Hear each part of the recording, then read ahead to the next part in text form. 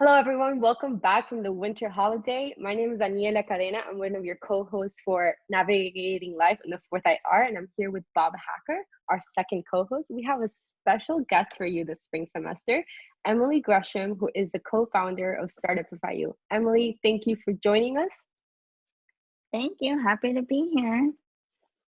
Well, everyone, for those of you that didn't get to check us out in the fall semester, we had 12 episodes of Instagram Lives where we started to discuss, what is the fourth industrial revolution? What are those skills that are really important for students and for people from all walks of life to really be thinking about to successfully navigate life in the fourth IR? And we want to kick off this semester by, talking about we survived 2020. Congratulations. Now what, right? What made 2020 so traumatic? But instead of looking at it from that perspective, I want to kick it off to Emily by asking her a really important question that we were discussing as we prepared these episodes, which is like, Emily, what do you think are some of the most important lessons learned that basically people learned because of 2020 forcefully or willfully, and how can we use those to get ready for the 2021?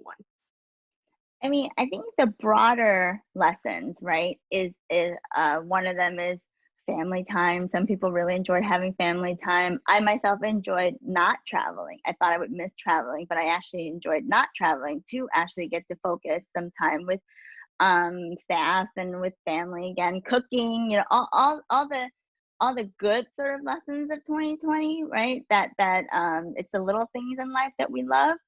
But I do think the most profound lesson of 2020 is understanding what uncertainty does to people. How do you navigate it? How do you cope with it? And more specifically, how you as an individual react to uncertainty. And again, it's all about coping. For those of us in the audience who, let's define uncertainty if possible, so we can really unpack what that entails for each of us individually. So what do we mean by uncertainty? Well, I'll tell you what I mean, then I want Bob to tell people what they mean, because I really like the way that he talks about uncertainty. But so for me, it's easy. Uncertainty is you just don't know what's going to happen, right? You don't know what's going to happen. So if you think about it, go back to March of 2020, when the first shutdown happened. Everyone thought we'd be open in 6 weeks, maybe 2 months. And I remember our staff meeting, I said, all right, guys, I'll see you in January. And everyone thought I was crazy. But it's this notion of you just don't know what's going to happen next. And so, Bob? Yeah, so if we looked at a formal definition, there was an economist in the early 20th century named Frank Wright, and he defined uncertainty and risk. And what's so interesting is his definition has become a multidisciplinary definition, which means that many people have accepted it regardless of expertise. And what he said was, uncertainty is when you lack the information to assign probability, or in the vernacular, to assign odds. And when you have enough information to assign a probability, then it's a risk.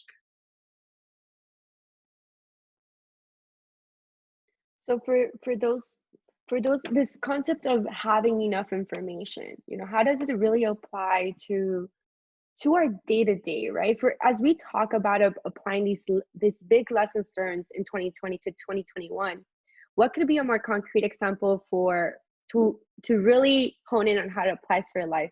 What is enough information to navigate uncertainty or to manage uncertainty? I think you have to, first of all, identify what the current freak out is, right? I always think about, so humans are programmed to know what's coming, or to want to know what's coming around the corner. Because think about evolution, right? We're back in the day, cave people. If you were uncertain of what is going to be out, you're always uncertain what's going to be outside your cave. And what you're always worried about is something's going to come and kill you, right? So we are really, really genetically coded to not like uncertainty. So I think it's first identifying your freak outs. and really beginning to classify it as such, right? So, for example, I heard from a lot of people lost their jobs during COVID, right? So it's that fear of what do I do now? And then some people were promised jobs and then they weren't really materializing. And then some people were beginning to look for jobs. So if you start thinking about this notion of people always say, I'm never gonna get a job. Now I'm never gonna, no, COVID's happened, I'm never gonna get a job. I think beginning to identify that sort of sentence as perhaps not a sentence that's helpful to you.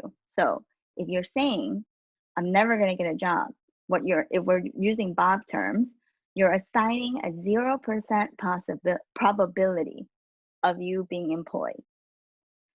And I think if you frame it that way, you start to realize it's pretty scary. It's pretty bleak. And so you got to start looking at information to help kind of get you out of that freak out moment, right? Because we all say those things. I'm never going to get a job. I'm never going to get married. I'm never going to finish school. I'm never going to graduate. We say this, but what we don't realize is the power of saying that we're never going to get something. So let's take it away from the emotion and start employing our better thinking to it. So if you think about, I'm never going to get a job, what does that really mean to you? It might mean to some people, I'm never going to get the job that I want right now. And that's a completely different problem than I'm never going to get a job. Does that make sense? Yeah. I feel like it makes sense to me, Emily, because you've shown how it would be a different set of probabilities in the second alternative. And it kind of brings up this point that, all decisions can be considered in the context of probability. And when we look at artificial intelligence and the technologies that are coming, statistics is going to be even more important than it's been in the past. And we need to recognize that and frame problems the way you just did. Mm-hmm. and I feel like you need time for that, right? You need to consciously want to probe those questions that Emily, you were referring to, like maybe I'm not going to get a job right now.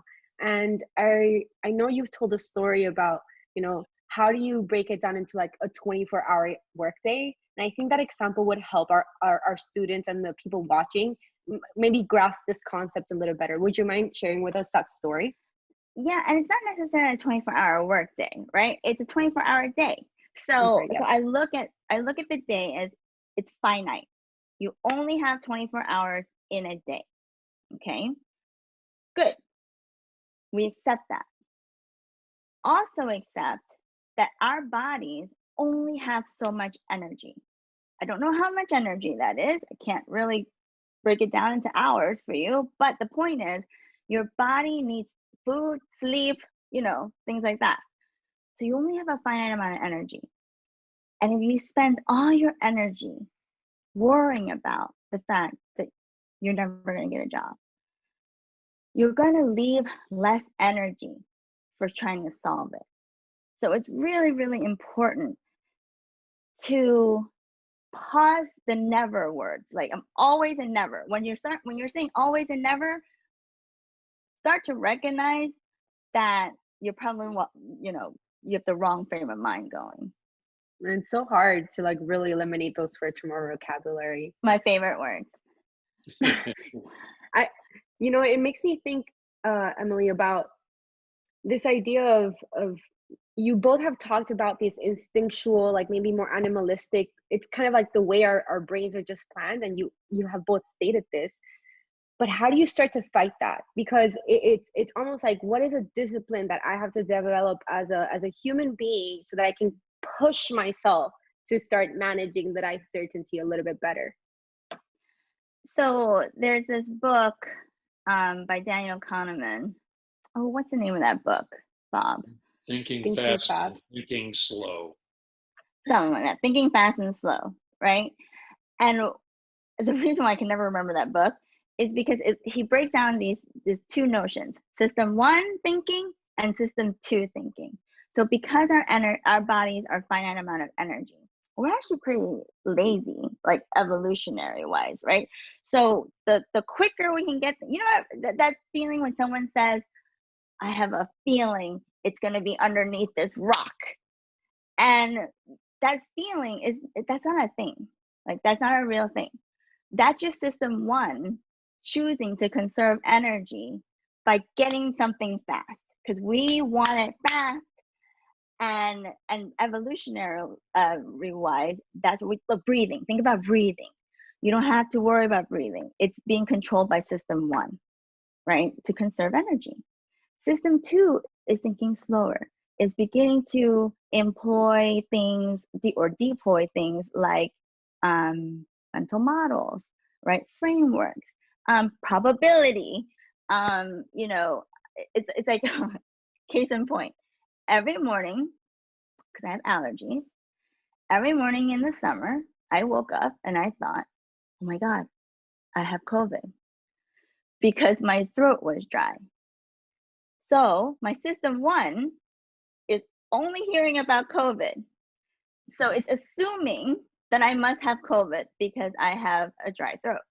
Now, I can start freaking out, go assign tests, call work, tell them I have COVID, tell my husband and my family, don't touch me because I have COVID.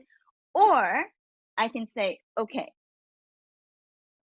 what else might it be? Could it be allergies? Could it be this? Could it just be that you were singing karaoke the night before? And that's system two. When you start saying, okay, if I didn't leave my house, and no one left my house, did COVID just enter my house? Or could it be something else? That's what system two is. And I think, Emily, there's another point here that you're making, which is that, you know, system one is basically intuitive and system two is analytical. All right. But you can't make the transition from being a system one operator to system two until you start to understand what you don't know. And what you did was say, I don't know, therefore I'm going to investigate. Actually, that's a really good point. So it's not like I for sure have COVID. It's, I don't know if I have COVID. Or rather, I don't know what's wrong with me. And it's just a different way of addressing the problem than assigning certainty that I know I have COVID, so let's just go with that. And I think that when Bob says system one is intuition, I actually do think that intuition is one of those myth words, kind of like passion. I'm not saying it's not good to have passion. I'm just saying we tell all of our young people, if you do something that you're passionate in, you'll never work a day in your life. So they spend their whole lives going, am I passionate about this? Am I passionate about this? Because I really thought that I was passionate about construction. And here I am in the hot sun, and now I freaking hate construction. Right? Like, it's bananas. And so I do think intuition is one of those fake words where, like, I have this, what intuition really is, this whole gut thing, like go with your gut. You develop a gut mostly because of seeing the same thing over and over. We call that like the pattern recognition, right? So here's the thing. If I know, you know, guys who like baseball usually are bad boyfriends, because the 4 guys I dated liked baseball and were bad boyfriends, the next guy, I'm going to be like, oh, my gut tells me. Like, I'm at a baseball game and some guy's hitting on me. I'm like, no, my gut tells me you're going to be a bad boyfriend. Like, that's weird, right? That's not a thing.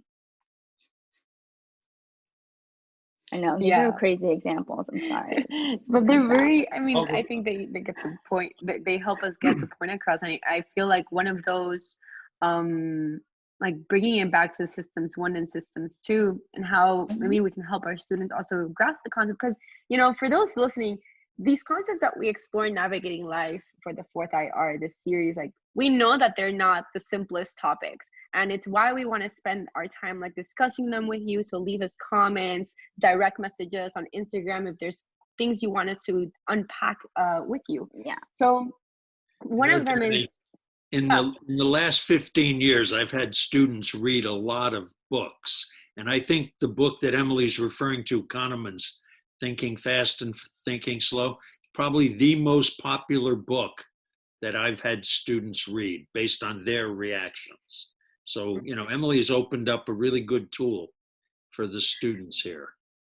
Yeah, and I think the insight here is creating space for yourself to reflect, right? Let's reflect on 2020. We don't have to reflect just on the highs and lows, right? We should reflect, actually, I want everyone to reflect how you react in uncertainty. Where does your brain go, right? What are your thought processes? Because I think the fundamental takeaway I got after reading Thinking Fast and Slow, and I didn't read it till I was probably like 30, maybe late 20s, 30. And what pissed me off about that was because I said to Bob, like, I spent my whole life, like the first half of my life, I spent in system 1. And once I learned that there was a system 2, then I realized I was in control. I was in control of my own life because I can manage my own thoughts, right? So if you think about uncertainty and this idea of, I don't know what's going to happen. So it's almost like a hurricane. We can never predict if the hurricane will hit or not hit, right? It's real. And when they talk about the cone, when they talk about warning versus hurricane watch, those are just assigning probabilities to, if you're in a hurricane watch, you're just watching to see if you're going to get hit by a hurricane. If it's a hurricane warning, chances are you may get hit. So the thing is, they're not saying it's absolutely coming. They're just saying it's a high likelihood that it's probably coming, so you should probably prep. So you decide in those situations, what kind of thinker reactor are you? Are you the type that was like my daughter's father, who called in the cavalry, right? We built our house that was ready for Armageddon, let alone a hurricane, right? Or you can be my dad, who lived in New York City when Sandy hit, and he was like driving to work that morning going, that's not coming. When you start seeing what kind of reactor you are, you start to begin to understand almost like what you need to feel comfortable.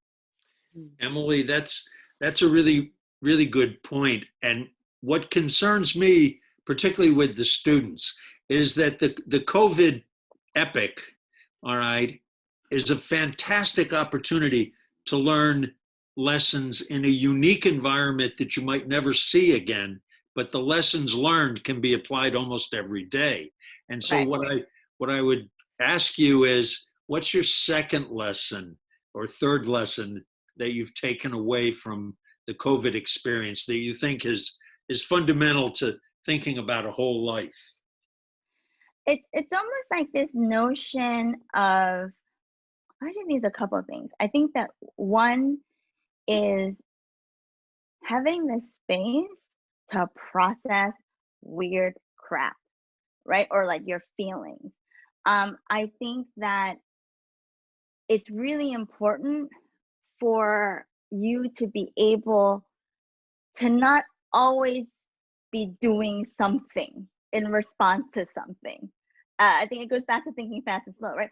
Like, we as a society do not congratulate people for sitting around and thinking. We make fun of it, right? We reward children for learning how to walk, not for just sitting.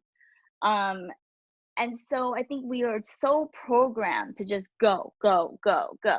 So I think having the space to process what you're going through, right? Your feelings, things, I think that's really important, because I think in the processing of something, it does shift gears from system 1 to system 2. You start slowing down your thinking. You start learning what the challenges are. You start learning about yourself and what are the things that you're afraid of, or what are the things that excite you. You know, it's kind of like having that slowness. I really, really liked that during 2020.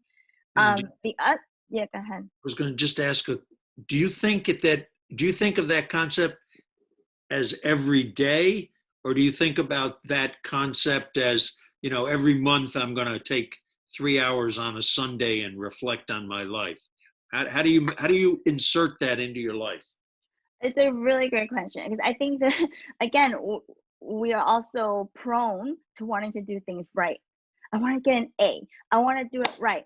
If I'm not giving myself 5 hours a day to meditate, like, how everyone says, like Bill Gates, Zuckerberg, all of them, they have to read 5 hours a week or else, right? So you always have these weird things. But here's how I look at process. It depends. For some people, they need to walk every day just to feel right, or run every day, or go to the gym every day, and they've managed that, put that in their life. That's just time and space to process. Some people on their walks are thinking about what they learned, or they're trying to unpack something. I, for example, will go on a walk if I'm especially pissed at something, because the walking helps me to not react in a pissed way, which is probably just a momentary moment, right? So sometimes people, there's some people do it every day. Sometimes it's in having a lunch with someone who you really trust, a mentor or someone, and you can't do that every day, but you might do that once a month. It's a matter of knowing what are the things that you do that provide you those moments to process, that